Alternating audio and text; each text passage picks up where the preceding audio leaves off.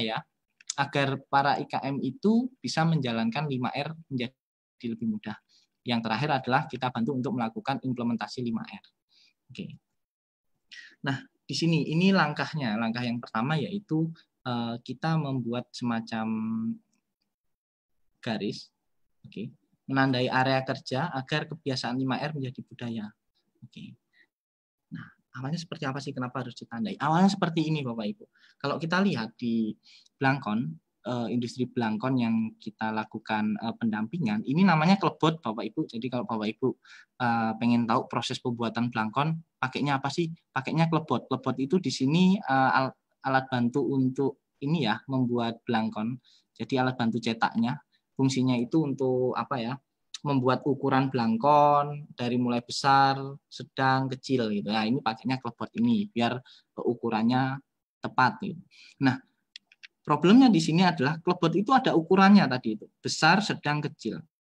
Yang terjadi ini hanya dicampur klebotnya. Hanya dicampur kemudian peletakannya pun sudah melebihi batas, sudah di luar apa ya, raknya gitu ya Bapak Ibu. Sehingga yang terjadi ketika para pelaku UKM Blangkon ini mau ngambil klebot, misalnya oke yang ukuran medium, dia harus mencari. Ada waktu untuk mencari sehingga waktunya pun sia-sia. Oke.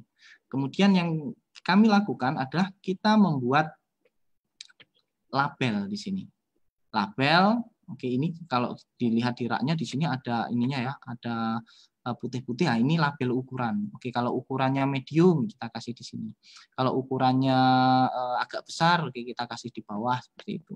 Sehingga para pelaku UKM-nya itu bisa memilih dengan cepat atau bisa mengambil dengan cepat tanpa butuh waktu. Gitu. Kemudian yang kita lakukan selanjutnya adalah kita kasih tanda marking ini, marking kuning.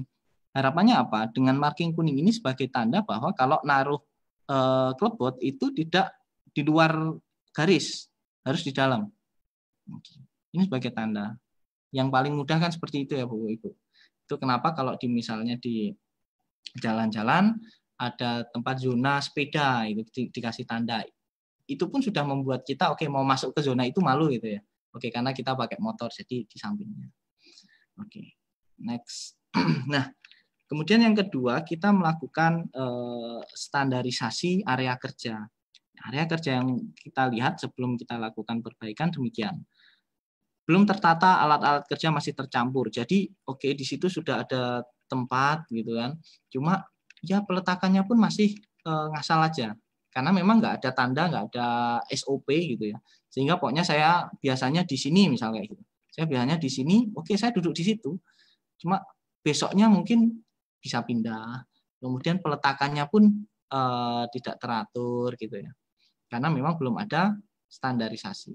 Nah, sesudahnya kita berikan marking-marking di sini sehingga dan beberapa alat bantu gitu ya untuk menaruh barang-barang agar nanti ketika misal orang itu melakukan proses produksi dia tempat duduknya tepat di situ dengan peletakan barangnya pun di area yang sudah diberikan sehingga menjadi lebih tertata.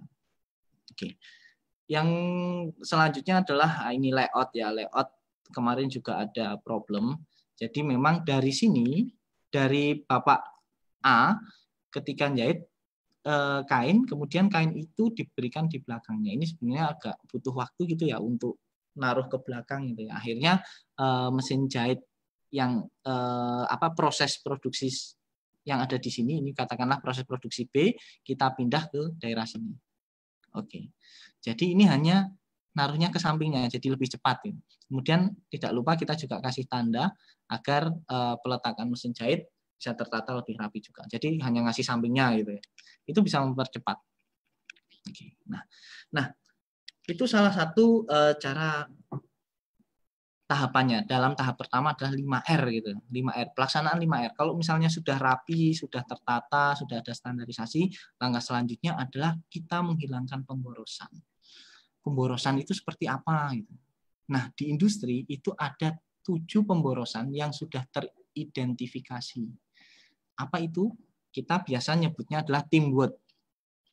Teamwork gitu ya. Teamwork itu yang pertama adalah transportasi, yaitu overtransportasi atau pergerakan yang berlebihan. Oke. Biasanya itu terjadi kalau tata letak di ruangannya itu nggak rapi. Jadi kita harusnya bisa jalannya hanya lurus, tapi karena di tengah jalan itu ada box-box banyak, kita harus belok ke kiri dulu, baru lurus gitu ya. Nah itu juga over, itu pemborosan. Kemudian ada over inventory, persediaan yang berlebihan, itu juga nggak baik. Karena apa? Karena ya kita akan menyimpan barang lebih banyak dari seharusnya. Ada barang-barang yang akhirnya nggak terpakai gitu ya. Kemarin ada juga kasus karena nyimpannya kebanyakan, akhirnya yang barang-barang yang bagian belakang itu malah rusak, diserang tikus. Oke, jadi nggak bisa dijual. Oke, kemudian gerakan di sini ada motion. Motion itu apa yang dimaksud gerakan-gerakan yang tidak memberikan nilai tambah? Ada 3. Yang pertama adalah gerakan mencari.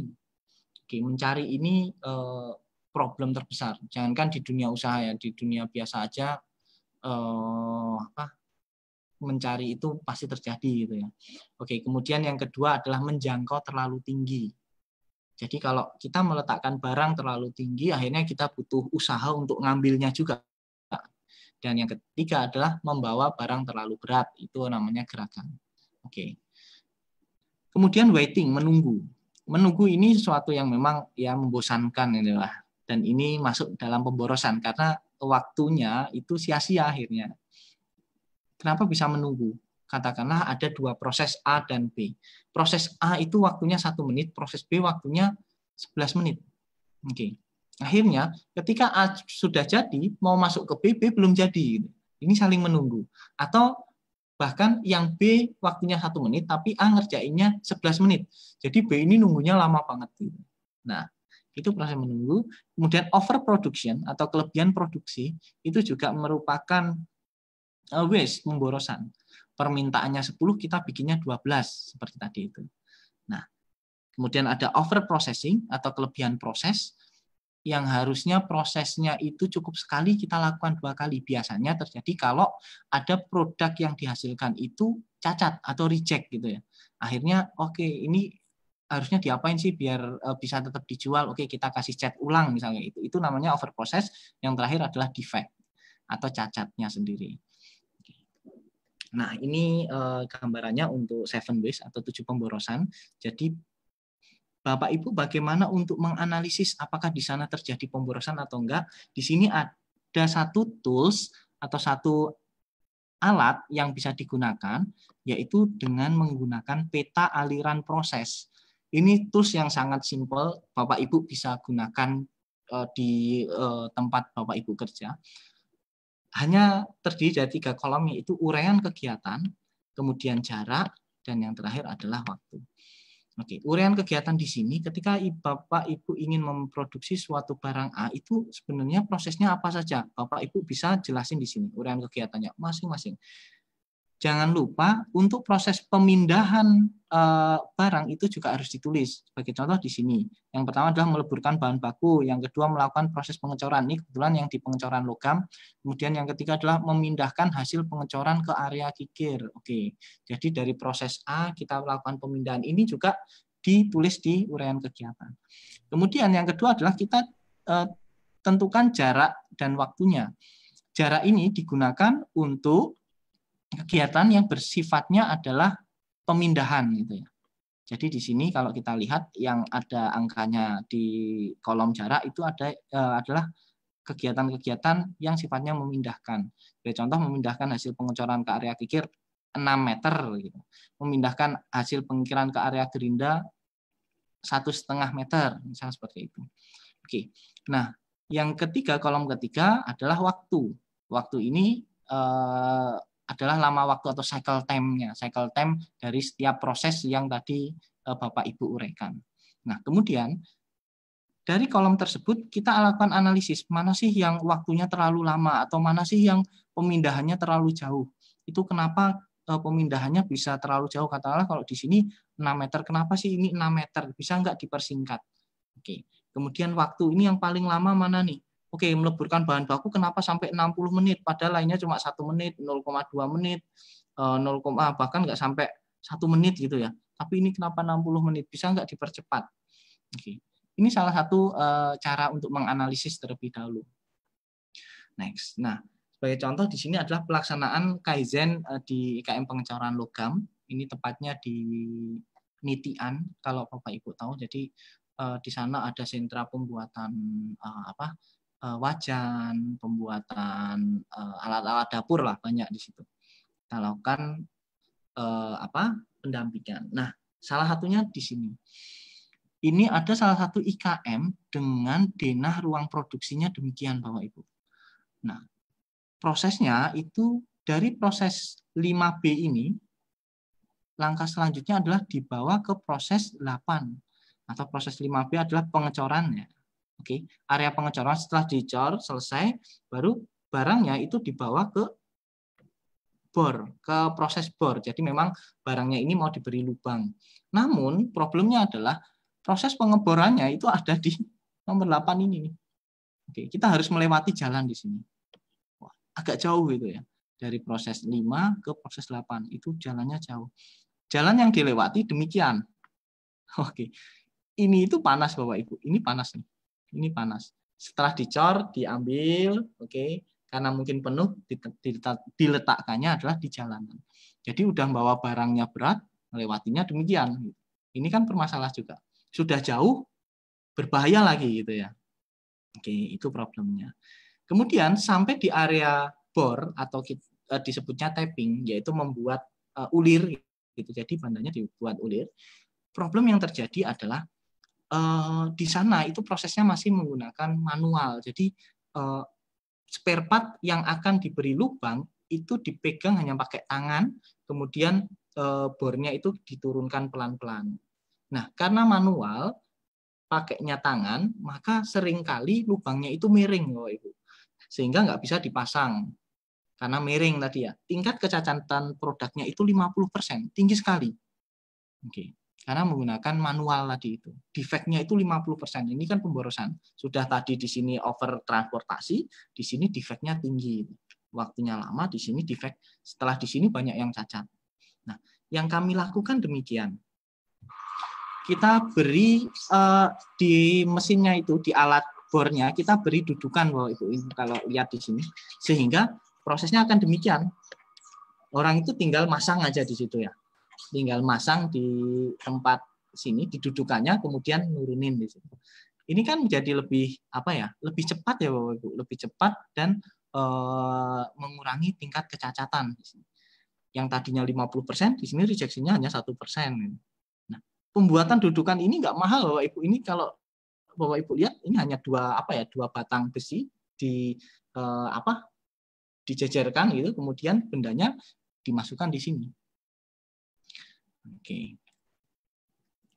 Nah, bendanya cuma ditempelin, kemudian di sini ada penjepitnya itu. Penjepitnya juga hanya ditekan. Murah sekali. Bisa mempersingkat waktu juga. Hanya 8 detik per lubang per unitnya. Masang-masang udah selesai, masang-masang udah selesai. Oke. Nah, oke, itu tadi perbaikan untuk problem pertama. Kemudian problem kedua adalah adanya proses amplas. Nah, ini kami menggunakan namanya flow process chart atau peta aliran proses yang tadi kita bahas. Nah, kita lakukan analisis ini sebenarnya di proses pembuatan wajan ini ada pemborosan di mana saja itu. Uraian kegiatannya demikian. Nah, kalau kita lihat di sini sepertinya biasa aja Bapak Ibu. Nah, di sini ada 90 menit. Ternyata ketika kami tanyakan, oke, memang meleburkan harus lama katanya gitu. Kalau enggak besinya itu enggak bisa cair. Oke. Yang keduanya kita lihat di sini, oh ternyata di proses kikir dan proses amplas itu waktunya sangat jauh. Oke. Proses kikir hanya 5 menit, ngamplasnya 11 menit. Artinya ada proses antrian yang begitu banyak gitu. Antrian selama 6 menit. Proses kikirnya 5 menit, jadi amplasnya nggak selesai-selesai. Itu kenapa mungkin akhirnya kurang bisa memenuhi pangsa pasar. Gitu. Oke. Sehingga membuat lama. Yang kami lakukan, ternyata problem kenapa sih terjadi antrian? Oke, ternyata di sana itu hanya menggunakan amplas, memang proses pengamplasannya sudah menggunakan mesin, tetapi kepala amplasnya itu hanya satu. Sedangkan untuk proses amplas itu ada 3 tahapan. Jadi amplas kasar, sedang, sama halus gitu ya. Jadi yang pertama dikasar dulu, kemudian kalau sudah mulai halus, kita pakai kepala amplas yang halus, kemudian paling halus gitu. Sehingga hasilnya menjadi lembut gitu ya. Jadi halus wajannya. Nggak beler di tangan. Nah, yang kami lakukan adalah kita membuat desain mesin, yang kepala amplasnya itu ada 4 sekaligus, gitu, sehingga proses pengamplasan tidak harus gonta-ganti kepala amplas. Next. Nah, yang ketiga itu ada problem adalah gudang di produk jadinya berantakan. Nah, di sini ada di IKM pembuatan wajan. Pokoknya naruhnya itu setelah jadi masukin gudang, setelah jadi masukin gudang tanpa ada space. Ini kalau Bapak Ibu melihat di daerah sini itu nggak ada space Bapak Ibu. Sehingga kalau kita mau ngambil di bagian belakang itu nggak bisa. Susah. Ngambil di bagian belakang itu agak susah. Malah susah banget gitu. Pas di sana saya tanya, Pak itu yang paling belakang itu sejak kapan? Wah itu kayaknya setahun kemarin Mas. Waduh, wah ini udah bikin banyak-banyak kok nggak bisa dijual gitu ya. Masuk aja susah Boy. Karena nggak ada cara ya. Akhirnya kami membuat rak-rak penyimpanan. Memang ini sebagai contoh sih kalau raknya, karena di sana banyak banget. Oke, kami ambil satu tempat, kemudian kita berikan rak di sini untuk memudahkan pengambilan. Oke. Nah,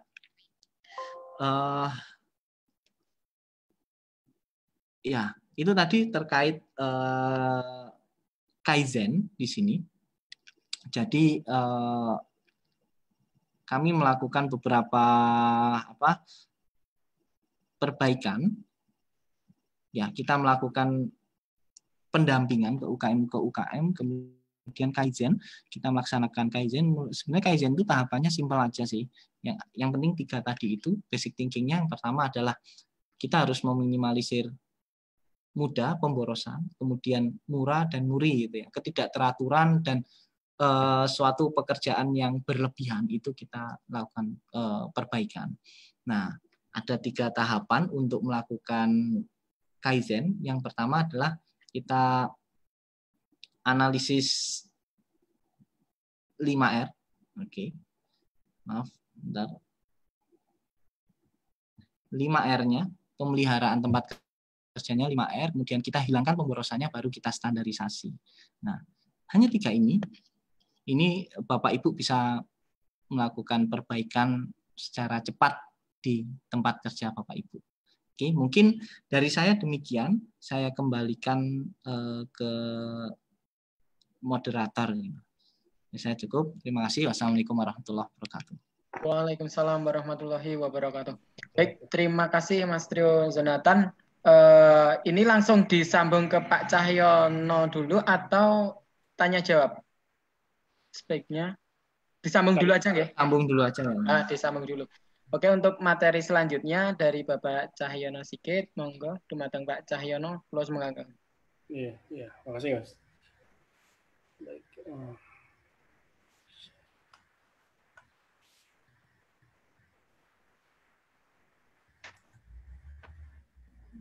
Sudah muncul ya? Sudah nggih, sampun. Baik. Assalamualaikum warahmatullahi wabarakatuh. Waalaikumsalam warahmatullahi wabarakatuh. Baik. Waalaikumsalam warahmatullahi wabarakatuh. Baik. Hari ini saya ingin menyambung tadi apa yang disampaikan oleh Pak Trio Jonathan. Saya Cahyono Sigit Pramudyo dari Teknik Industri UIN Sunan Kalijodo sama dengan Pak Trio tadi. Kemudian sebentar, ada problem sedikit.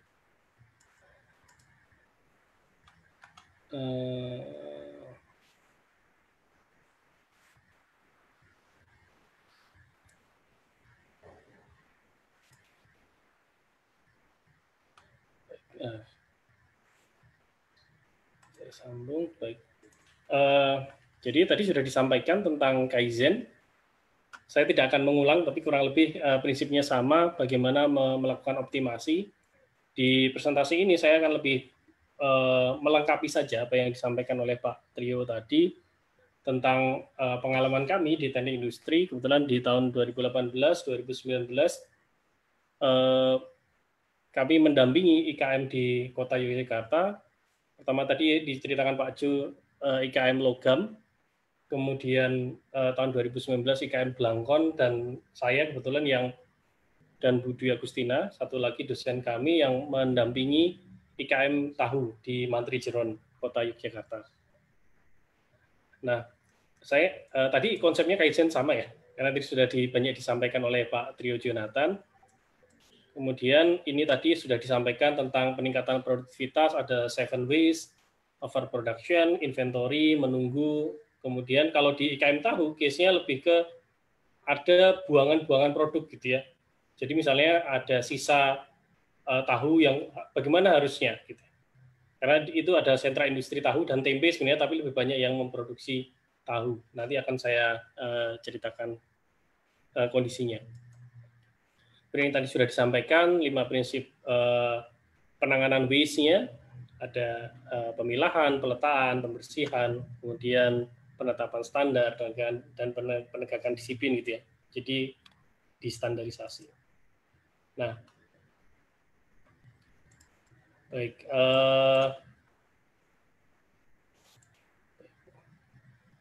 Ini kedengaran Mas ya? Dengar, Masuk. Baik, berikutnya, kalau kebetulan kami sebenarnya prosesnya sama dengan Kaizen, hanya pada saat kami pendampingan di IKM tahu, fokusnya lebih ke produksi bersih. Jadi bagaimana meningkatkan efisiensi produksi dengan memperhatikan aspek lingkungan. Kalau kita buat tahu kan ada buangan airnya, tempat mencuci, kemudian ada proses air sisanya, bagaimana mengolah itu.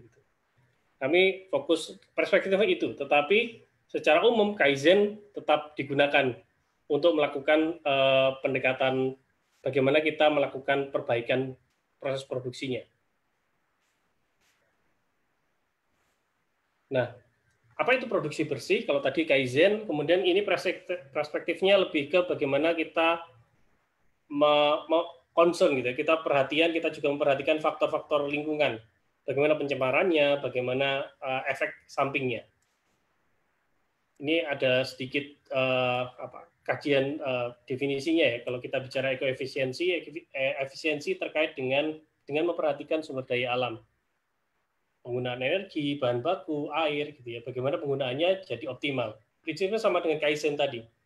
Bagaimana meningkatkan produktivitas, output produk, bahan baku yang digunakan, dengan bahan baku yang sama kita bisa menghasilkan output atau bahan hasil yang lebih baik gitu kan. Itu meningkatkan produktivitas. Ini konsep dasarnya. Jadi kalau kita bicara konsep produktivitas, maka di situ ada bahan mentahnya, materialnya, bahan bakunya, kemudian ada energi yang digunakan, ada air yang digunakan. Ini kebetulan dia adalah untuk cleaner production. Nanti contohnya di IKM tahu. Ada inputnya, kemudian ada prosesnya, pembuatannya, kemudian ada produk yang diinginkan, tapi ada juga non-produknya, gitu misalnya. Waste-nya itu misalnya, atau sisa produknya, buangannya itu bisa nggak dimanfaatkan, gitu misalnya.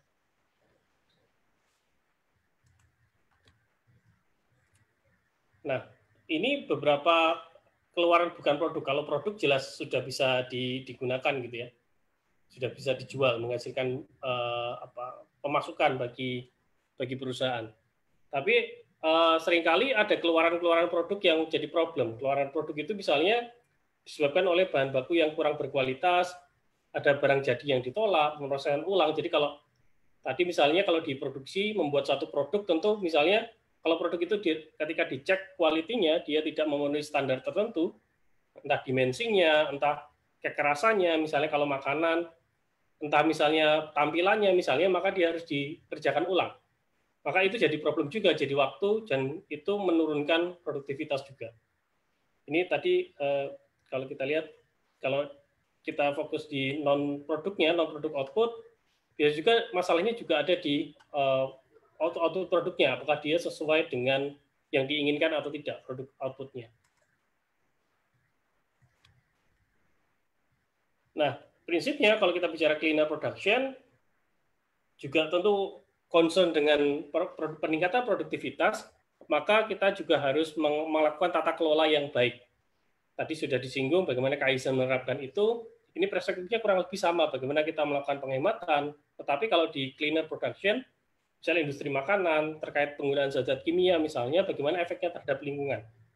Bagaimana meminimasi efek samping terhadap lingkungan. Nah, ini kunci sukses kalau kita bicara cleaner production atau produksi bersih, bagaimana terkait dengan motivasi, pengambilan keputusan, teamwork, orang bagaimana tim di perusahaan itu saling bekerja, gitu misalnya, kemudian bagaimana komitmen untuk melakukan produksi bersih. Nah, ini adalah potret industri tahu yang kami dampingi di Kota Yogyakarta, di Kecamatan Mantri Jeron.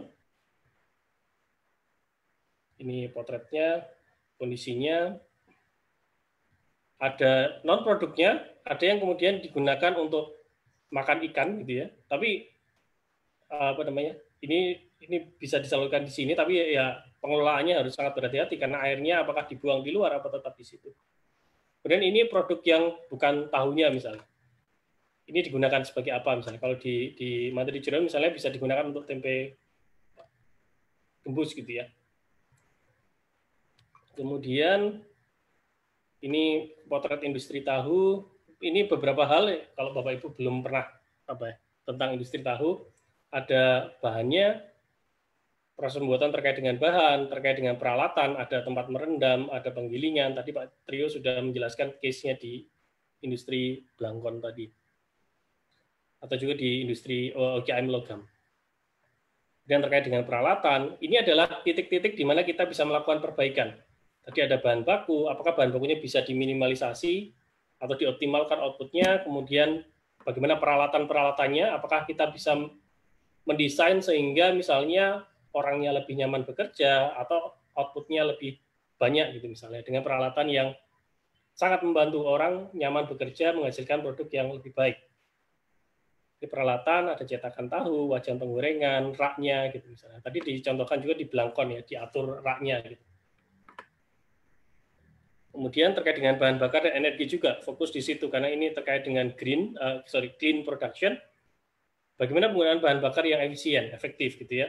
Kemudian bagaimana penggunaan energi sehingga dia bisa mendapatkan energi yang cukup gitu ya, tetapi dengan biaya yang lebih rendah misalnya. Kemudian ini bahannya ada skala besar, skala kecil, ini bahan tambahannya. Nah, ini problem-problemnya di industri tahu ada limbah, termasuk permodalan, terutama kalau di IKM tentu modalnya tidak besar. Ini beberapa masalah. Ini prosesnya dari mulai kedelai, kemudian dilakukan perendaman, pencucian, penggilingan, gitu ya, perebusan, penyiraman, digumpalkan, gitu ya, penyaringan digumbalkan, kemudian dicetak dan dilakukan pemotongan, kemudian penggorengan. Nah, ini tahapannya. Kalau di ekoefisiensi, peningkatan dengan memperhatikan lingkungan, fasenya adalah identifikasi pencemarannya. Kalau tadi di Kaizen lebih ke bagaimana mengoptimalkan dengan mengatur flow-nya, gitu ya. Ini diawali dengan identifikasi pencemaran lingkungannya bagaimana, misalnya. Tetapi tentu tidak mengabaikan bagaimana nanti penataan layout-nya, mengoptimalkan aliran materialnya, dan lain sebagainya. Berikutnya saya akan langsung masuk ke case-nya yang sudah kami dampingi di IKM Tahu di Desa Dukuh, Kecamatan Mantri Jeron, Kota Yogyakarta.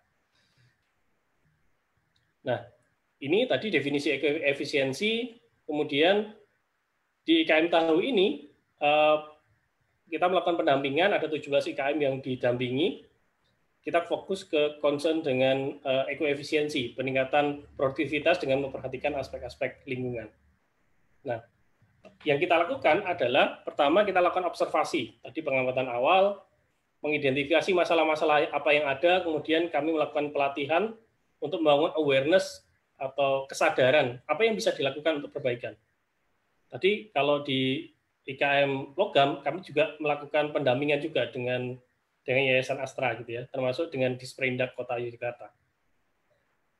Kemudian pelatihan, identifikasi, termasuk dengan kami juga memberikan usulan-usulan perbaikan dan memberikan bantuan dengan tergantung dengan kerjasama dengan Dinas Perindustrian dan Perdagangan Kota Yogyakarta.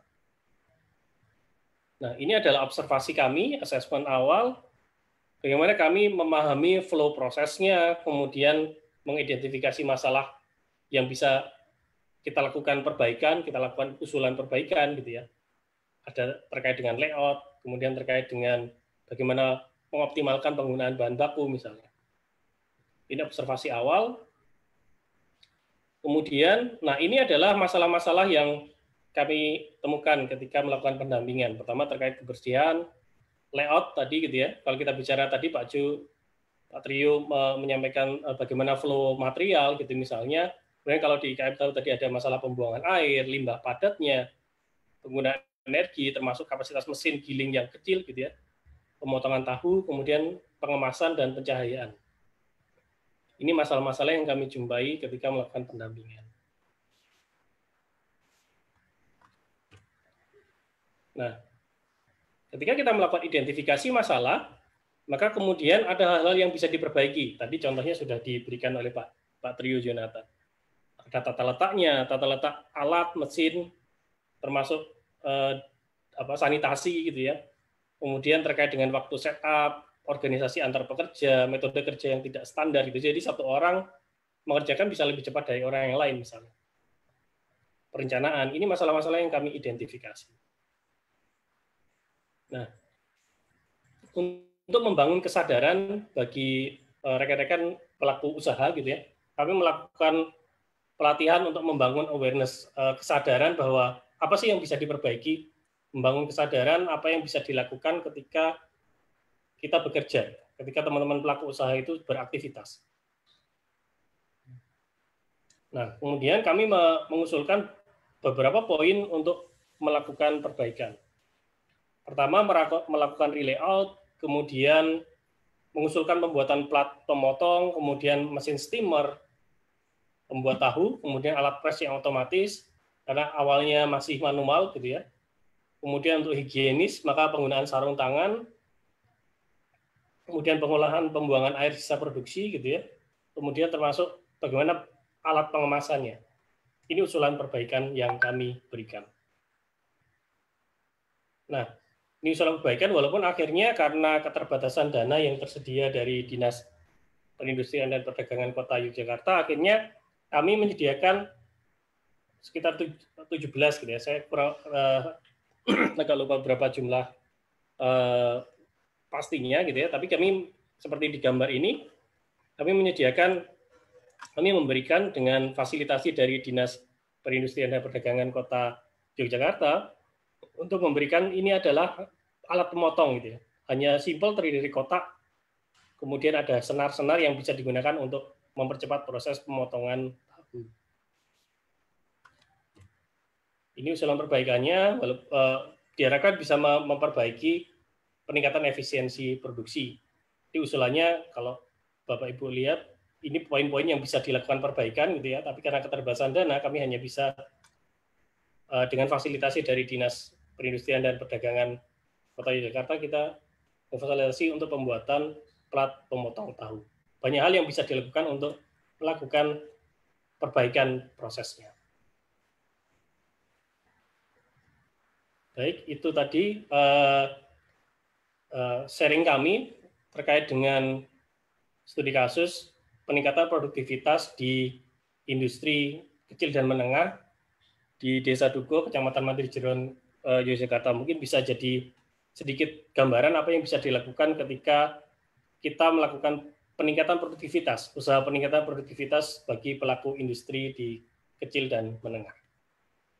Demikian, terima kasih. Assalamualaikum warahmatullahi wabarakatuh. Waalaikumsalam warahmatullahi wabarakatuh.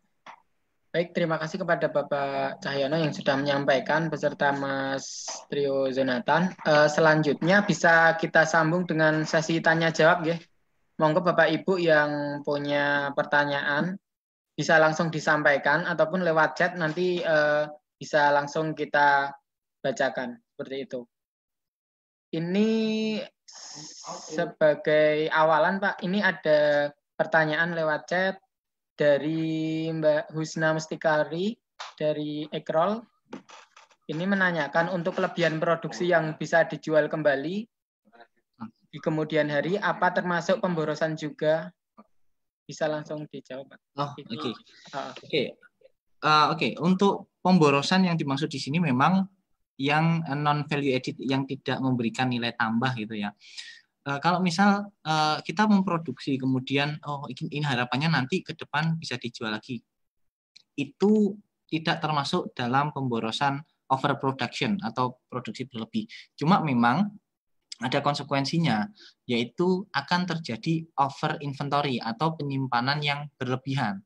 Nah, yang dikhawatirkan adalah ketika penyimpanannya terlalu lama, menjadikan kualitas dari produknya ini rusak. Namun, kalau misalnya di IKM ini bisa menjamin, misal, dalam penyimpanan produk ini tidak akan berjamur sebagai contoh, atau produk ini amanlah dari gigitan tikus atau dan lainnya, ya sah-sah aja, nggak masalah sih sebenarnya. Hanya memang kita perlu mengetahui batas maksimal penyimpanannya itu berapa, itu untuk untuk menjaga yang pertama agar tidak terjadi over inventory ataupun over produksi. Oke. Sebenarnya nanti kalau lebih dalam lagi pemborosan itu nanti bisa dihitung biayanya. Oke. Sebenarnya kalau kita menyimpannya 10, itu biaya penyimpanannya itu berapa sih? Kita akan rugi berapa sih? Atau kita ternyata kita masih untung nih kalau bisa menyimpan 10. Ini nanti kalau lebih dalam akan seperti itu. Tapi kalau misalnya kasusnya adalah kalau kita menyimpan dalam waktu lama, kemudian apakah itu termasuk pemborosan atau tidak? Selama yang pertama lamanya itu ya, lama penyimpanannya itu enggak terlalu lama banget, ya enggak gitu ya. Katakanlah saya nyimpan mungkin karena seminggu ke depan akan ada yang beli, seperti itu. Nah, yang perlu dipertimbangkan tadi konsekuensinya adalah akan terjadi penyimpanan yang berlebihan di situ. Oke, selama Bapak Ibu bisa menjaga kualitasnya, nggak masalah. Oke, mungkin demikian. Baik, terima kasih Mas. Mungkin dari Mbak dari Kak Fayari Ekrol, dari Mbak Husna ada sanggahan, bisa langsung disampaikan juga jika ada tambahan pertanyaan lanjutan.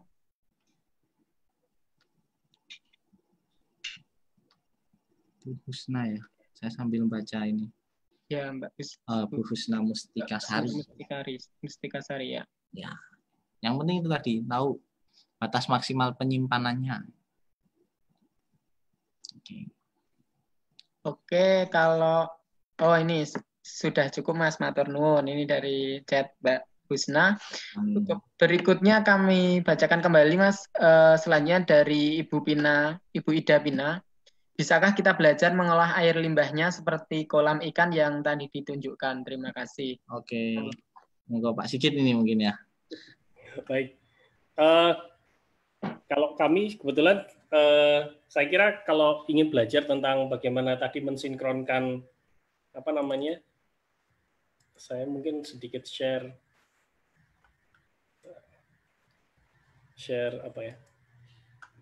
Saya share bentar. Jadi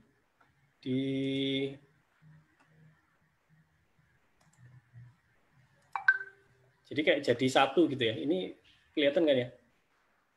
Foto ini.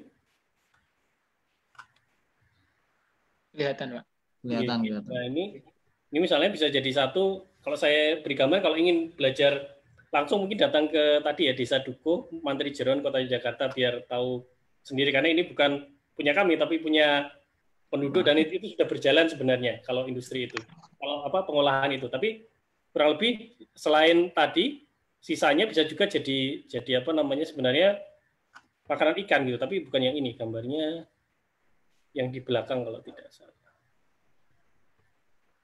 Ya, yang ini bisa jadi satu, tapi memang harus sangat berhati-hati juga tentang keamanannya gitu ya. Karena kalau terlalu banyak makan seperti itu, apakah berbahaya atau tidak gitu. Tapi yang kami lihat itu dimanfaatkan juga untuk memberi makan ada ikan-ikan yang disebar di situ gitu. ya saya kira itu bisa jadi bahan makanan bagi ikannya gitu. Mungkin itu Pak. Nggih. Baik, terima kasih Pak. Begitu ya Ibu Pina, jadi sudah terjawab. Misalnya ingin belajar bisa main ke Mantri Jeron ya Pak. Iya, di Mantri Jeron. Nanti bisa lihat sana. Yuk selanjutnya yang lain bisa langsung disampaikan. Itu ada tadi 2 chat aja yang sudah masuk.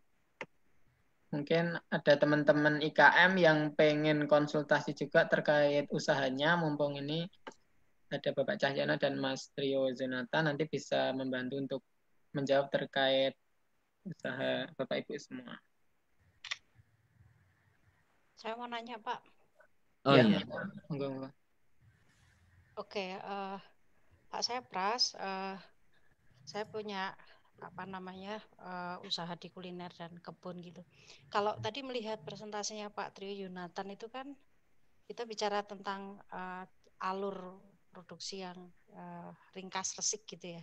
Terus pertanyaan saya, tadi kalau melihat contoh yang Blangkon itu atau apa memang tidak ada seperti APD yang perlu digunakan ya Pak ya?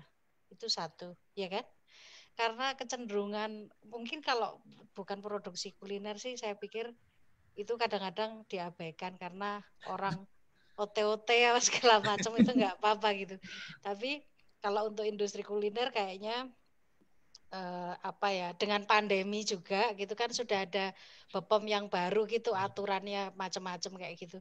Itu di dalam Kaizen di mananya Pak itu disampaikan. Nah, itu pertanyaan saya. Terus kedua mungkin Pak Cahyono atau Pak Trio Yunatan mau jawab juga nggak apa-apa. Tentang kecelakaan kerja. Jadi kalau misalkan untuk mencegah risiko misalkan kompor meledak atau saya nggak tahu ya tahu itu punya biogas atau enggak. Tapi kalau misalkan istilahnya yang menggunakan energi itu kemudian sampai terjadi kecelakaan kerja di dalam proses pendampingan itu ada solusi enggak? Terus kemudian di Kaizen di mananya Pak itu Pak gitu. Matur nuwun. Ya, oke. Terima kasih Bu siapa panggilannya nih? Bu Pras. Pras. Ya. Oh ya. Bu Pras. Ya. Oke Bu, dalam Kaizen, dalam kalau tadi terkait K3 ya, K3 termasuk alat APD gitu ya. Itu sebenarnya ada di 7 waste tadi Bu, 7 pemborosan. Salah satunya ada di defect. Nah, defect di sini itu sebenarnya tidak hanya defect di produknya. Sebenarnya sih untuk definisi untuk penjabaran 7 waste saat ini tuh sudah lebih dari 7. Ada sekitar 9. Memang salah satunya adalah K3 gitu. Terkait K3. Cuma di awal K3 itu maksudnya ada di defect, di bagian rejection itu loh Bu. Rejection di sini baik itu orangnya misal karena mungkin benar Bu tadi di KM Blangkon saat itu memang tidak pakai APD. Jangankan yang IKM Blangkon Bu, IKM pengecoran logam itu tanpa sarung tangan, dia malah buka baju Bu. Keren banget. Kayak Gatot Kaca, buka baju terus tak bilangin Pak ini kalau ketetesan panas, yo panas lah Mas, orang namanya juga. Saya malah dimarahin. Oh iya. Oke. Bahkan sampai seperti itu memang kita sudah berikan penjelasan kalau memang untuk APD itu demikian. Ya, cuma problemnya mungkin karena memang masih skalanya industri kecil menengah Ibu. Sehingga yang pertama terkait pemodalan mereka belum terlalu banyak, yang keduanya memang secara secara standar untuk pendirian perusahaan banyak yang belum memiliki badan hukum. Banyak yang belum memiliki badan hukum sehingga seperti itu diabaikan. Jadi memang ini butuh kesadaran bersama ya. Ketika kami pendampingan yang kami lakukan adalah memberikan penjelasan saja sih, memberikan penjelasan terkait APD itu harusnya yang dipakai demikian. Kalau misalnya mau motong itu seenggaknya pakai sarung tangan misal kayak gitu untuk mengurangi mengurangi kecelakaan kerja. Jadi kalau tadi di Kaizen ada di defect Ibu. Di bagian defect. Di defect nanti kita bisa dijabarkan lagi di situ. Nah, mungkin demikian. Mungkin selanjutnya di Pak Sigit ya tadi ya. Atau kecelakaan kerja ya.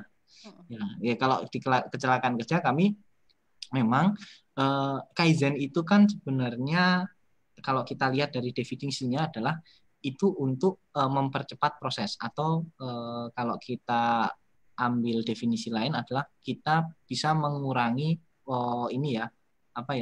mengurangi pemborosan atau waktu-waktu yang tidak memberikan nilai tambah kita hilangkan sehingga prosesnya bisa lebih cepat. Secara dasar ketika terjadi kecelakaan kerja itu akan memperlama proses. Nah, yang dilakukan dalam Kaizen yaitu tadi mulai dari 5S, 5R itu ya. 5R itu untuk mengurangi hal tersebut, mulai dari rapi, terstandar, itu istilahnya satu paket untuk mengurangi kecelakaan kerja, Bu.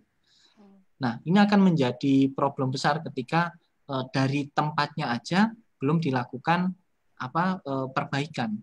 Jadi kita pengen melakukan perbaikan Kaizen misal, cuma kita langsung lompat di analisis pemborosan ini. Padahal kita lihat di situ tempatnya itu belum terstandar itulah ya.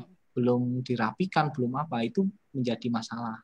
Itu kenapa di awal sebelum kita melakukan analisis pemborosan kita harus melakukan 5R terlebih dahulu. Salah satunya untuk mengurangi kecelakaan kerja. Oke. Ya, dari saya mungkin demikian, Bu. Bisa ditambah dari Pak Sigit.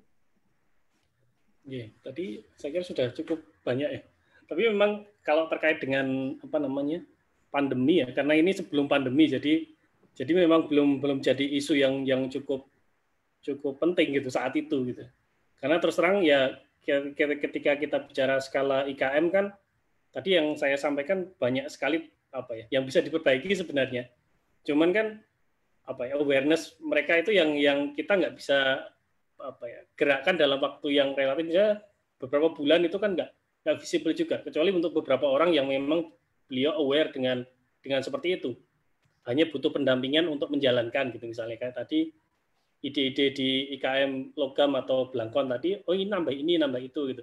Karena kalau seringkali kalau biasa bekerja seperti itu ya udah biasanya gini gitu misalnya, maka kadang kalau yang hanya butuh pendampingan, sedikit penambahan ide, mungkin bisa dapat agak banyak gitu. Tapi kalau hanya aware, masih butuh didorong awareness-nya, kesadarannya itu juga jadi belum, agak sulit juga, terus terang agak sulit juga. Tadi Pak Jo malah sempat dimarahin gitu ketika mengingatkan gitu misalnya. Iya. Itu kan memang harus sedikit ada menumbuhkan kesadaran itu yang mungkin agak sulit gitu ya. Mungkin itu Bu yang bisa ditambahkan. Ya. Saya kasih komen terakhir aja ya, Pak. Mohon maaf. Kalau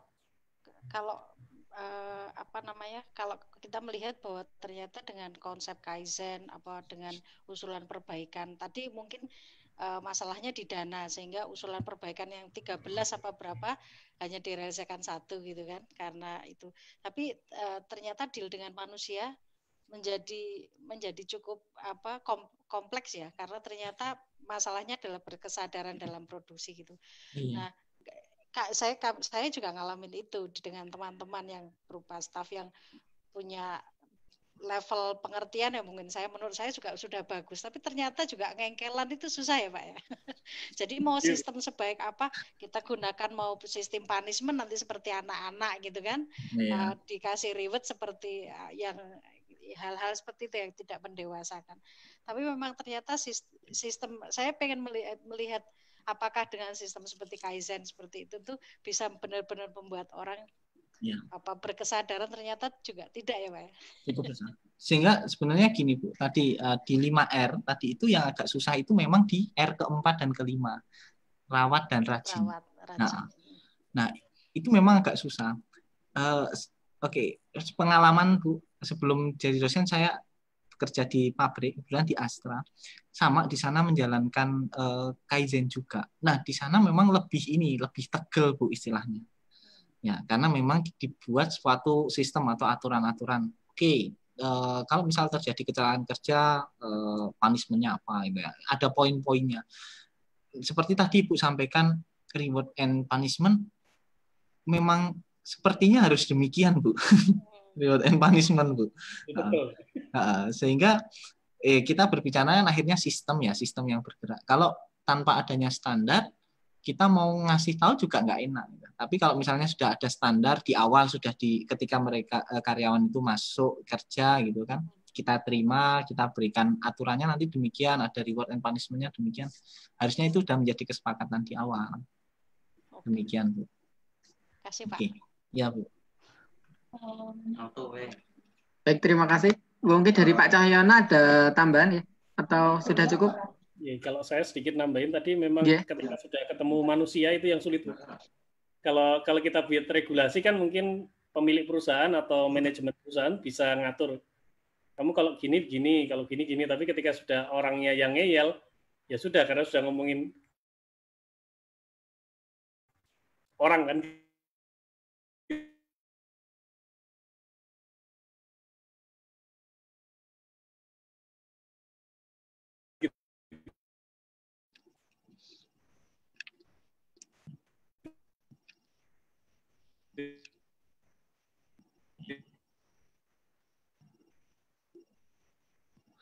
Jadi itu yang memang agak sulit.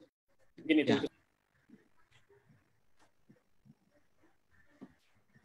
Ya. Putus-putus ya? Udah bisa ya? Enggak? Oke. Halo. Poin yang dari Pak Sigit terakhir yang putus-putus, Mungkin Pak. kepotong ya? Iya. Sama-sama, Nggih. Oh, nggih. Boleh diulang, ya, tadi poinnya kalau sudah Iya, tadi yang terkait dengan manusia tadi ya, saya sepakat dengan Pak Trio tadi, memang harus ada mungkin kesepakatan awal ya, karena kalau tidak ada kesepakatan awal kan pasti ya komplain, namanya juga pasti orang kerja, orang dewasa gitu ya, pasti ada komplain. Ya mungkin kesepakatan awal, standar termasuk, mungkin sudah tidak pure murni di Kaizen lagi, tapi sudah ke bagaimana mendorong pegawai untuk mau meningkatkan produktivitas dalam konteks itu gitu. Jadi bagaimana membuat orang itu mau istilahnya manut gitu ya. Kalau Pak Jo tadi kan di Astra tadi lebih tegel gitu. Kalau di Kaizen-nya mungkin ini dikasih garis, ini kamu harus SOP-nya sudah ada gitu. Tapi kalau sudah orangnya mau atau tidak, itu kan sudah gimana membuat orang itu mampu. Nah, membuat orang itu mampu kan mungkin ada reward punishment, ada kalau nggak reward ya mungkin kesepakatan awal lah. Standar bekerjanya begini, kalau tadi dicontohkan Pak Jo di Astra, tadi ada poin-poinnya. Bahkan kalau anak saya di sekolah aja misalnya ada sekian poin dia dapat teguran, sekian poin dapat apa gitu. Mungkin itu jadi salah satu metode ya, walaupun yang terbaik tetap kesadaran tadi. Gitu. Ya, mungkin itu saja. Baik, terima kasih Pak Cahyono. Ini selanjutnya ada pertanyaan ya, dilanjut ya. Ini dari Mas Galih Wicaksono, mau saya bacakan atau baca sendiri nih ya? Saya bacakan nggak apa ya? Ya. Saya bacakan. Ini izin bertanya, kalau bicara Kaizen dalam tatanan kebijakan pemerintah, bisa berarti misalnya produk kerajinan DIY disupport Pemda, bab logistik, barang keluar kotanya gitu. Sehingga kan efisien biayanya. Monggo Pak. Ya memang kalau Kaizen itu kan istilahnya konsep umum gitu ya. Jangan kan dilakukan di Pemda. Untuk kehidupan sehari-hari saja bisa kita lakukan. Sebagai contoh misal kita mau berangkat kerja itu sudah keluar nyalain motor, masuk lagi misal, oh ternyata lupa pakai helm, keluar lagi itu, ternyata oh ada yang ketinggalan lagi, masuk lagi. Itu juga apa ya, Kaizen itu bisa diterapkan di situ juga. Artinya ketika mau naik motor, oke, yang harus saya siapkan apa-apa dulu baru keluar. Itu untuk mengurangi lead time. Nah, kalau misalnya tadi terkait tatanan kebijakan pemerintah, ya memang untuk efisiensi gitu ya. Harusnya bisa. Hanya sekali lagi ini perlu pembicaraan lebih dalam dengan pemerintah pemerintah daerah masing-masing. Karena kan setiap Pemda itu punya program sendiri-sendiri dengan rancangan anggaran kegiatannya yang sendiri-sendiri. Itu yang mungkin perlu didiskusikan bersama gitu. Tapi kalau misal ternyata pertanyaannya bisa atau enggak, ya sangat bisa untuk tatanan kebijakan ini seperti itu. Oke. Untuk Pak Sigit mungkin mau ditambahin. Ini maksudnya kalau logistik ini maksudnya terkait pandemi atau gimana ya? Maksudnya kalau terkait pandemi kan mungkin terkait dengan perizinan dan lain-lain itu ya menurut saya ya dikomunikasikan saja dengan pihak terkait gitu ya. Kalau terkait dengan support misalnya dalam tanda kutip mempermudah perizinan gitu ya, mungkin ya perlu dikomunikasikan saja. Dan mungkin kalau dugaan saya itu tidak hanya kalau ini di Perindak ya, Perindustrian dan Perdagangan, saya kira tidak hanya di instansi ini gitu, mungkin ada instansi lain yang butuh mendukung juga gitu. Mungkin itu. Oke, begitu ya. Dari Mas Gale ada tambahan? Mas Gale, dari penanya, monggo bisa langsung disampaikan, nggak masalah. Atau sudah cukup? Oke, kita lanjut aja. Selanjutnya nih Pak, dari siapa nih? Galaxy 58 itu siapa ya? Nggak dikasih nama ya. Ini mau nanya, tanya, Pak bisa dijelaskan konsep SMART dalam Kaizen? Terima kasih. Oke. Wah, ini sudah ada yang menjalankan SMART-nya juga ya ini. Yeah. Oke. Ya, SMART. Measurement, analis, time base, terus bentar, R-nya saya lupa R-nya. Ya, jadi dalam Kaizen ini sebenarnya konsep SMART ini digunakan sebagai apa ya? Arah untuk melakukan perbaikan. Biasanya yang menggunakan SMART ini ada dalam konsep Six Sigma. Mungkin nih Galaxy S8 ini keren ini. Oke. Nah, SMART measurement, analis, R-nya saya lupa. T-nya adalah time base. Jadi SMART di sini adalah keyword-nya atau peta untuk menjalankan perbaikan. Oke. Kita yang pertama kita harus tahu spesifikasinya, S-nya. Itu kita mau perbaikinya mau apa sih gitu ya. Reliable achievement, Mas. Oke. Reliable achievement ya. Oke. Reliable achievement, T-nya time base ya. Benar ya? T-nya time base. Oke. Jadi apa yang akan kita lakukan perbaikan? Kita harus tahu targetnya. Oke, yang pertama itu. Kemudian measurement, kita harus tahu ukurannya. Kalau misalnya kita lakukan kita katakanlah saya ingin meminimalisir saya ingin mengurangi lead time-nya. Oke, lead time-nya yang pengen dikurangi berapa? Itu harus jelas.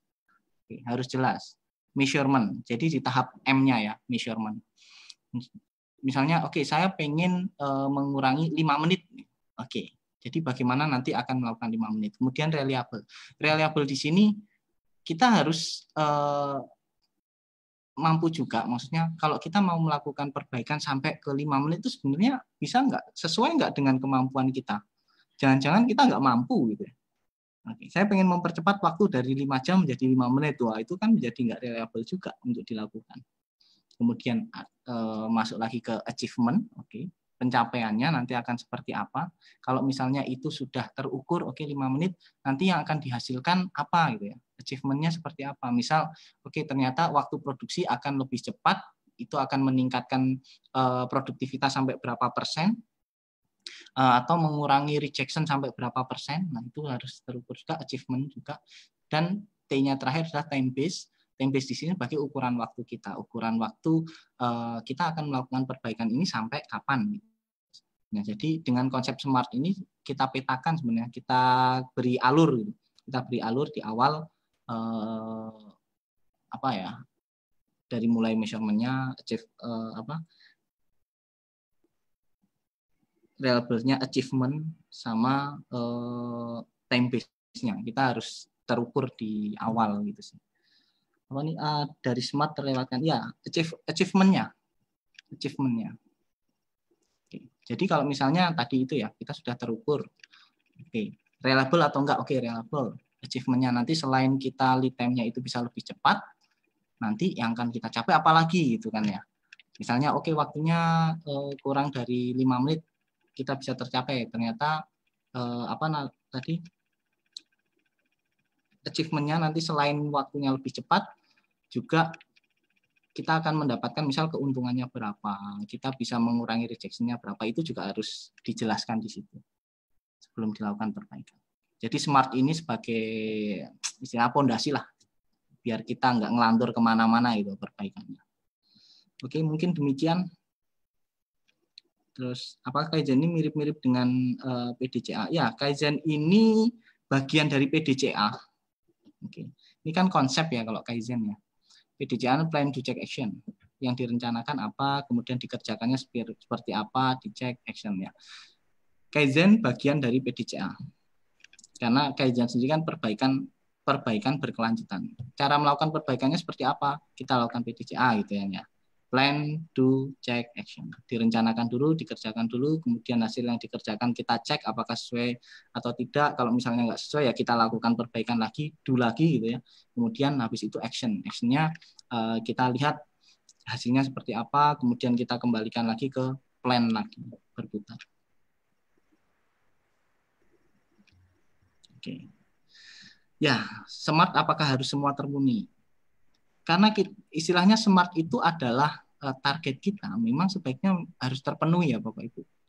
Iya, itu kenapa di konsep R itu ada reliable. Target Bapak atau Ibu reliable enggak untuk dijalankan? Kalau enggak ya apa ya? Ya akan susah ya, harusnya enggak ditulis di awal gitu kan. Ya, SMART demikian. Tapi kalau misalnya ada kendala yang tidak kita ketahui sebagai contoh nih, oke saya ingin menjual barang di atas 10 juta dalam 1 bulan. Sebelum COVID sudah bagus nih, oke ini reliable sekali gitu ya, reliable sekali karena permintaan terus bertambah. Tapi ternyata di tengah jalan ada COVID gitu. Akhirnya kan nggak jadi reliable. Nah kalau itu kan artinya itu bukan sesuatu yang kita bayangkan sebelumnya gitu. Kalau ternyata nanti ada COVID, ada yang macam-macam. Nah, reliable di sini memang dalam membuat SMART di awal ini harusnya memang lebih hati-hati dan kita harus bisa mengukur dengan tepat. Itu kenapa fungsinya measurement, mengukur dan reliable tadi.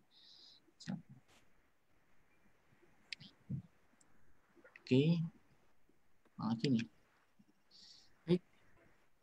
Sudah ya, ada tambahan nggak ini? Ini tidak terpenuhi salah satunya harus tetap lanjut Kaizen-nya Pak. Nah ini. Iya. Bentar Pak, mana nih? Masih di poin yang Galaxy 58, Ibu atau Bapak siapa ini? Oh iya. SMART tidak terpenuhi salah satunya harus tetap lanjut Kaizen-nya. Iya, jadi di situ kan artinya ada proses yang tidak tercapai. Ada analisis atau ada ukuran yang tidak tercapai.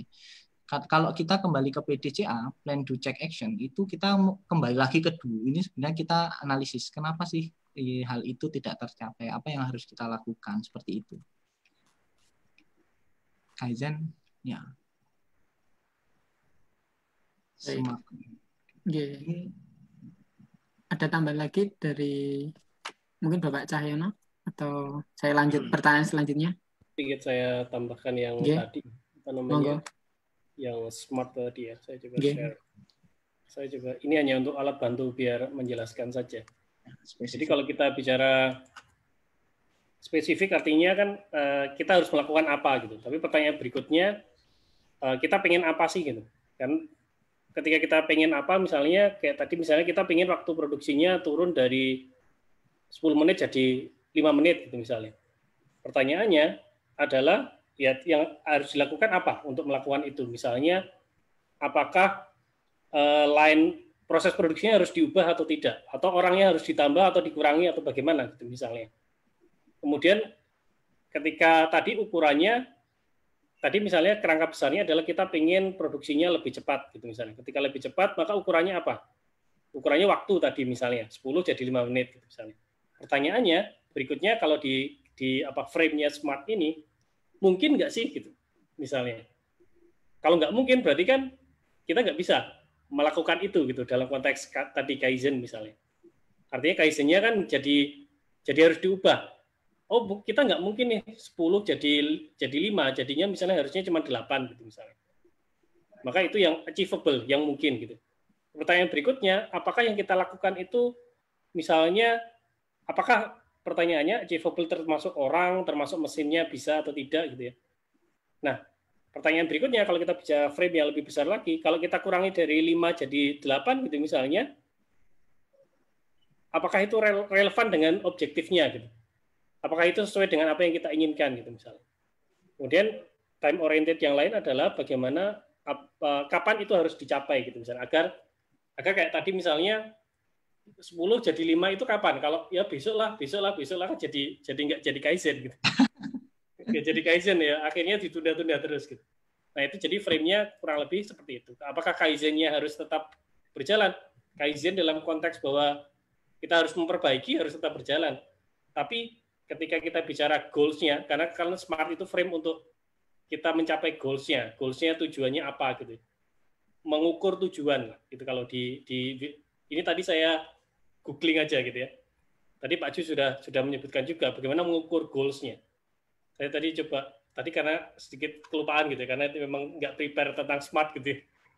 Jadi ini poin-poinnya, artinya itu mengukur kalau kita melakukan itu misalnya apakah itu bisa dicapai, apa relevan, waktunya bisa atau tidak, ukurannya apa ketika kita bicara sistemnya lebih baik, ukurannya apa gitu misalnya, itu kan jadi lebih jelas gitu. Karena kalau kita bicara saya pengen kamu bikin baju, kamu bikin bajunya lebih cepat. Lebih cepat itu gimana? Jadi dari 1 jam jadi 10 menit ya, kan nggak mungkin. Jadi 1 jam jadi 45 menit ya gitu. Nah itu kan jadi ada kesepakatan gitu. Jadi tidak subjektif jadi. Mungkin itu yang bisa saya tambahkan gitu. Oke, baik. Terima kasih Pak Cahyono sudah menambahkan. Sudah cukup ya dari yang Galaksi tadi. Ibu siapa belum menyampaikan. Oke, selanjutnya ini ada pertanyaan lagi Bapak dari Fahriza Fawaz Asrori. Ini mohon izin bertanya. Tadi sudah dipaparkan terkait pendampingan dari Pak Cahyono dan Pak Trio untuk mendapatkan pendampingan, prosesnya bagaimana? Apakah harus kelompok UKM atau perorangan bisa? Monggo. Pak Trio atau saya? Monggo. Kalau di kami biasanya salah satunya triggernya dari dinas ya. Dinasnya fokus di mana? Karena kalau hanya sekedar pendampingan kan nanti sebenarnya jadinya kayak di atas kertas gitu. Karena untuk kita mewujudkan seringkali ada konsekuensi dana gitu ya. Karena kalau hanya pendampingan jadinya kalau di kami misalnya ada skema KKN atau yang lain gitu yang mungkin bisa visible juga. Cuman kalau tadi yang kami ceritakan tadi konteksnya pendampingan dengan ada support dari dinas, kebetulan dinas perindak kota gitu. Karena kalau tidak disupport juga kami juga agak kesulitan. Misalnya tadi kayak Pak Jo tadi bikin rak, itu juga lumayan juga mahal gitu. Maksudnya kalau kami membiayakan, karena kalau yang ya ada yang bikin mesin tadi itu saya nggak ngebayangin kalau nggak ada support dari dinas juga itu berat gitu ya. Walaupun ya agak rumit juga karena itu pasti pakai dana APBD atau APBN gitu ya, itu yang kadang jadi problem juga gitu. Nah, gimana dapatnya yang kami dampingi selama ini kelompok IKM gitu Pak Ju ya biasanya, karena kalau satu-satu kan nggak efisien juga gitu, cuman satu IKM gitu malah beda gitu. Umumnya klaster sih ya, klaster kayak tadi ada logam, tahu, kemudian belangkon itu kan di satu kawasan gitu. Mungkin itu Pak Ju, mungkin ada yang mau ditambahkan. Ya, sama sih Pak. Ya karena biasanya kami memang bekerja sama dengan dinas-dinas juga Bapak Ibu. Untuk melakukan pendampingan yang tadi kami jelaskan. Kemudian untuk misal kegiatan-kegiatan melakukan perbaikan atau apa, biasanya kami itu ini juga menyebar mahasiswa itu dalam kegiatan misal untuk skripsi, untuk KKN, terus kerja praktek. Nah, dalam program-program demikian biasanya memang mahasiswa-mahasiswa dan dosen pembimbingnya juga melakukan perbaikan atau membantu menyelesaikan permasalahan yang ada di sana. Demikian. Ya. Oke, baik, terima kasih. Oke, begitu nggih dari Ibu Asrori, Fahriza Fawaz Asrori gitu. Mungkin ada sanggahan lagi dari Ibu, bisa disampaikan langsung atau bisa kita lanjutkan selanjutnya. Oh, ini masih Pak dari Galaxy 58 tadi. Ini Kalau cara mencari root cause problem gimana Pak? Dan bagaimana cara memunculkan improvement of idea? Oke. Ya, kalau kita kembali lagi ke Kaizen tadi itu, Kaizen itu ya. Kemudian kita pengen cari tahu, kalau Kaizen itu kan problemnya ada di waste-nya itu, pemborosan. Salah satunya ya, ada 7 waste itu. Salah satu yang bisa digunakan tadi Bapak bisa menggunakan ini tools tadi itu, flow process chart. Itu kalau yang tadi ya saya jelaskan ya. Sebenarnya banyak toolsnya yang bisa dipakai. Ada flow process chart atau peta aliran proses. Dari situ dianalisis di situ. Oke, ternyata ada permasalahan di awal itu ya. Ternyata ada permasalahan, oke, waktunya terjadi antrian. Nah, setelah itu ini masalah definisi pendefinisian masalah di awal, di permulaan lah istilah, di permulaan. Nah, setelah kita dapat, kita baru cari root cause-nya. Untuk mencari tahu root cause-nya, Bapak Ibu bisa melakukan analisis terhadap 4M lah. Kalau di kita kan ada 4M. Yang pertama adalah manusianya, dicari tahu. Kemudian mesinnya, kemudian materialnya, kemudian metodenya. Atau yang terakhir E itu environment atau lingkungan. Nah, caranya bagaimana?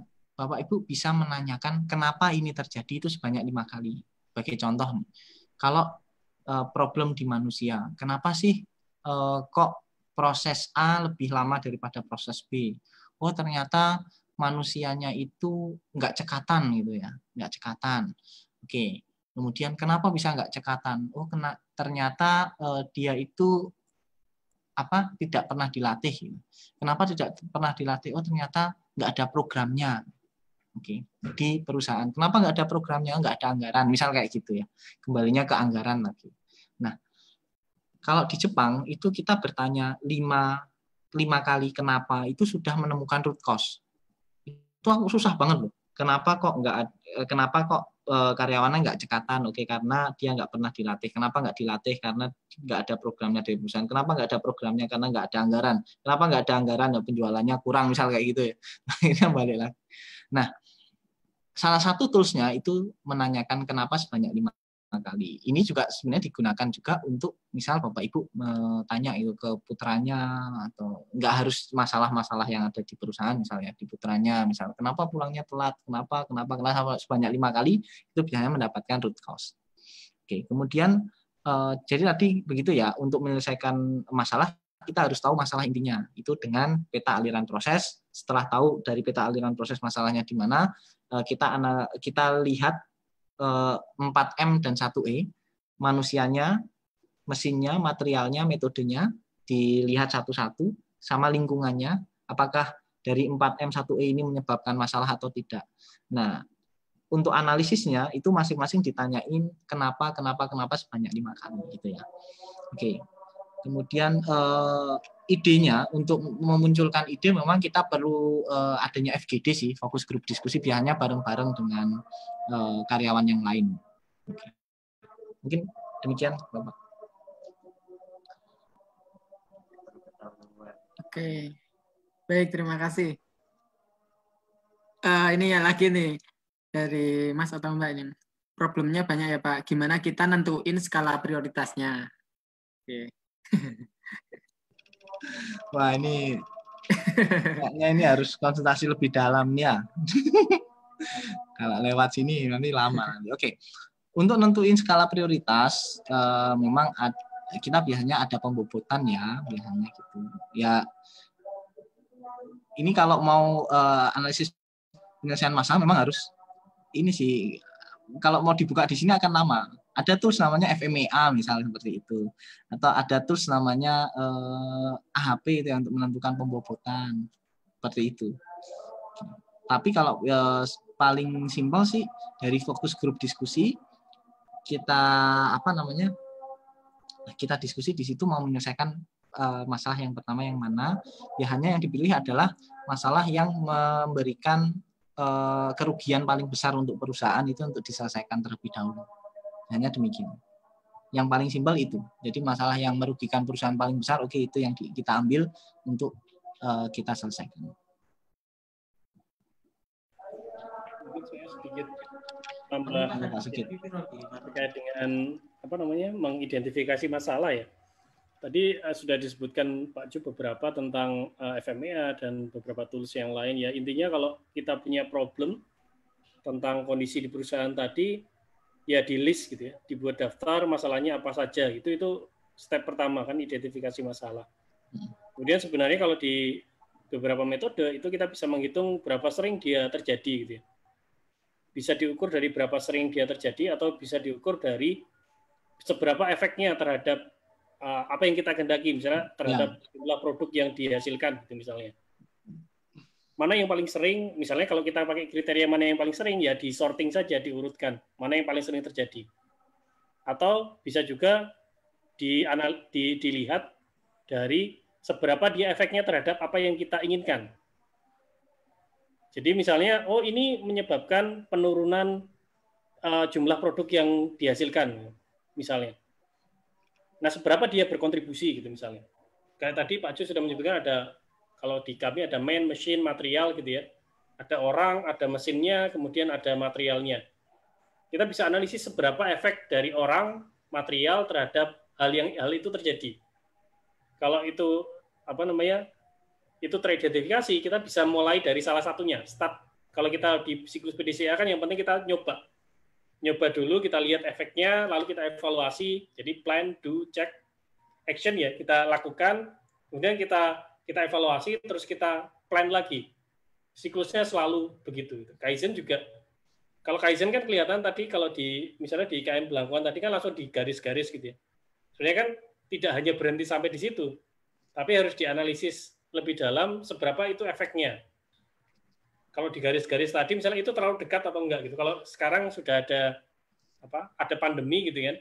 Tadi itu kan mungkin jarak antar orang duduk itu mungkin terlalu dekat. Kalau sudah masuk isu safety sekarang dengan kriteria pandemi misalnya, maka mungkin jaraknya harus diperlebar gitu misalnya. Nah, balik ke yang tadi, ya menurut saya kalau paling simpel ya di list saja daftarnya, kemudian ditentukan prioritasnya. Mungkin gitu. Baik, seperti itu ya. Tapi ini ada pertanyaan lagi atau mau dilanjut atau enggak ini Pak? Masih dengan Galaxy 58 ini belum menyatakan siapa namanya ya? Bisa disampaikan?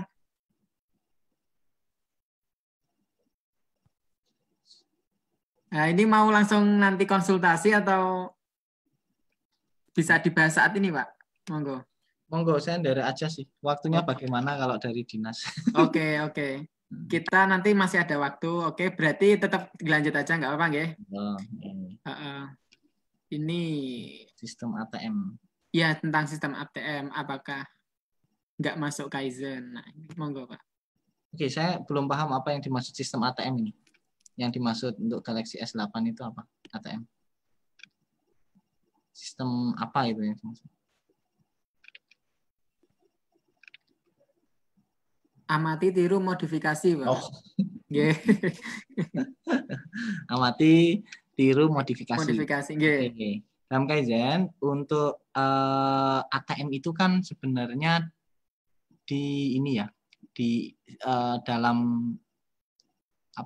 dalam tahapan improvement, perbaikan. Perbaikannya seperti apa? Seperti tadi itu ya, itu untuk memunculkan ide. Oke, jadi salah satunya kan dengan tadi diskusi, ternyata kita coba ikuti mesin, ikuti proses produksinya perusahaan A. Kita ke sana benchmark gitu ya, ke sana kita amati, kemudian kita meniru, kita modifikasi gitu, untuk memberikan pembeda sedikit itu ya. Itu sebenarnya kalau amati, tiru, modifikasi ini untuk dalam tahapan improvement, dalam tahapan perbaikan.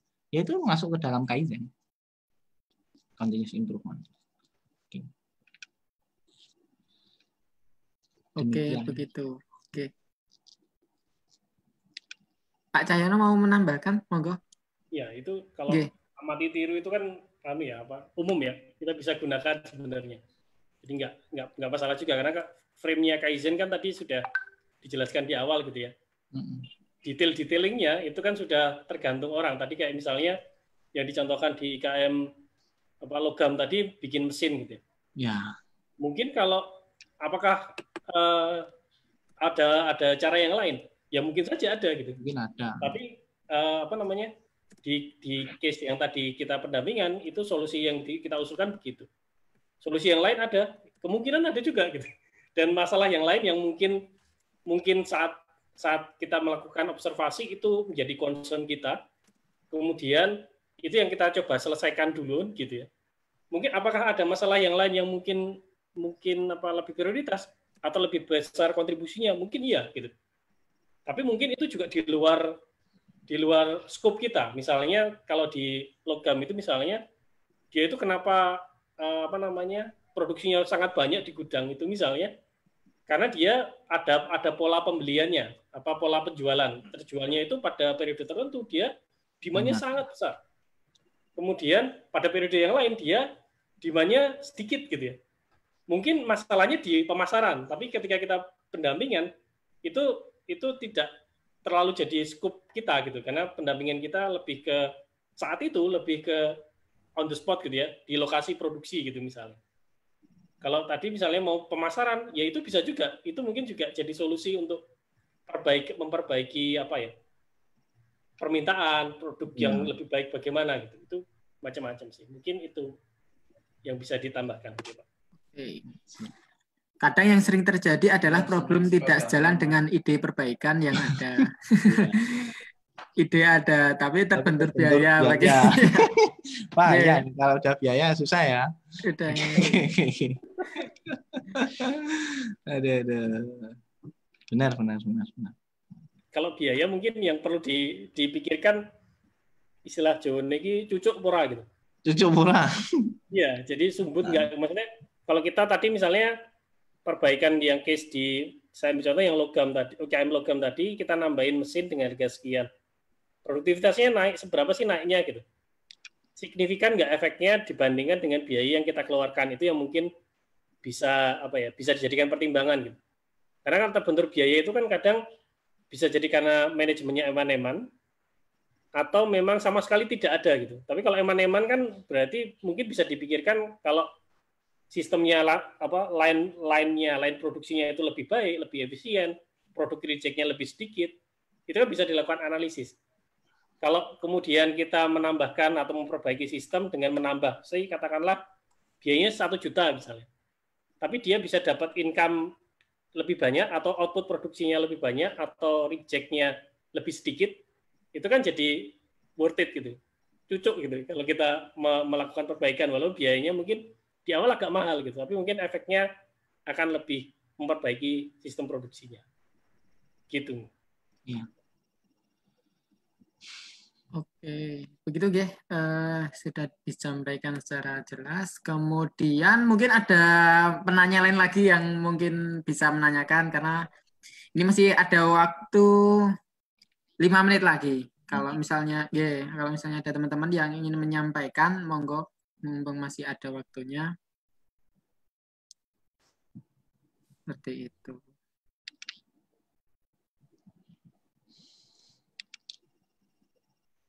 Sudah cukup? Oke, balik. Karena 5 menit nih, mungkin bisa ditarik kesimpulan dari Bapak Cahyono maupun Bapak Tri Yonatan untuk mengakhiri pada acara kali ini. Monggo, masih ada 5 menit ya. Oh, oke. Oke, kalau dari saya untuk perbaikan itu sebenarnya kita bisa mulai dari kegiatan yang simpel sih ya. Karena Kaizen itu kan memang perbaikan yang berkelanjutan, tapi sifatnya adalah step sedikit demi sedikit. Kita bisa mulai dari 5R, ngerapiin dulu gitu ya. Merapikan dulu, kemudian dari merapikan baru nanti kita lihat ada nggak proses yang lebih lama atau terlalu lama, atau ada nggak yang jarak perpindahan terlalu jauh. Sehingga tadi kalau terkait biaya itu sebenarnya bisa kita minimalisir gitu ya. Dengan tadi seperti yang disampaikan Galaxy S8 ini, dengan melakukan ATM tadi ya, amati, tiru, dan modifikasi. Apalagi di era sekarang itu ada YouTube, ada media sosial yang lain, itu memudahkan kita untuk mendapatkan ide-ide sih. Oke. Jadi bagi Bapak Ibu sekalian di sini, dari saya sih Kaizen perlu, sangat baik, lakukan perbaikan terus-menerus untuk mencapai target yang diinginkan. Ya, semoga sukses. Demikian. Amin. Amin. Baik.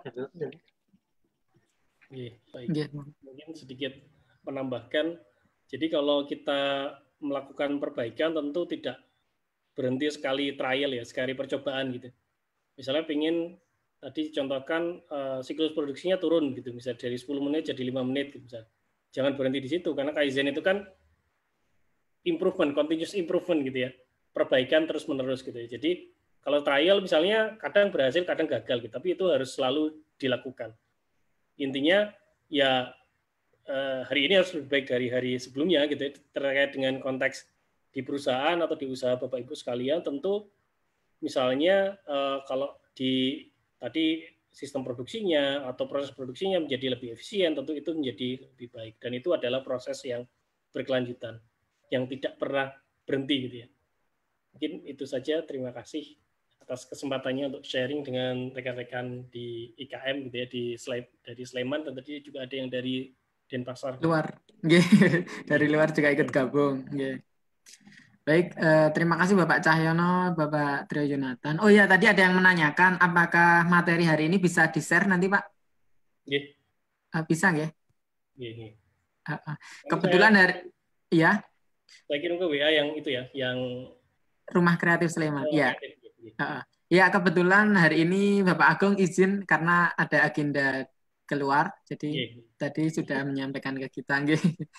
Baik, terima kasih waktunya, kemudian terima kasih banyak ilmunya kepada Bapak Cahyono Sigit sama Bapak Trio Jonathan, sangat luar biasa sekali, dan terima kasih buat teman-teman semua yang mungkin banyak pertanyaan-pertanyaan kritis ya Pak yang mungkin tersampaikan. Kemudian barangkali nanti jika ingin konsultasi langsung bisa disampaikan nomornya Pak, atau iya nanti bisa di ini apa nanti kita share. Kemudian terima kasih juga kepada teman-teman semua, dan mudah-mudahan Bapak Cahyono Sigit dan Bapak Trio Jonathan selalu diberikan kesehatan ya. Amin. Dan mungkin nanti bisa berjumpa kembali di lain waktu. Insyaallah. Begitu. Untuk mengakhiri acara pada pagi hari ini, siang hari ini, marilah kita tutup dengan bacaan hamdalah bersama-sama. Alhamdulillahirrahmanirrahim. Sebelumnya ini kita selfie dulu ya. Dihidupkan videonya, monggo. Surabaya Jakarta harus lebih murah. Tapi kalau tadi Pak Indra bilang langsir, ya mau nggak mau itu mah. Ya, itu masih ada Ibu Endang, Bu Husna, monggo bisa di-on-kan. Ya. 3 kali, berapa kali? Berapa?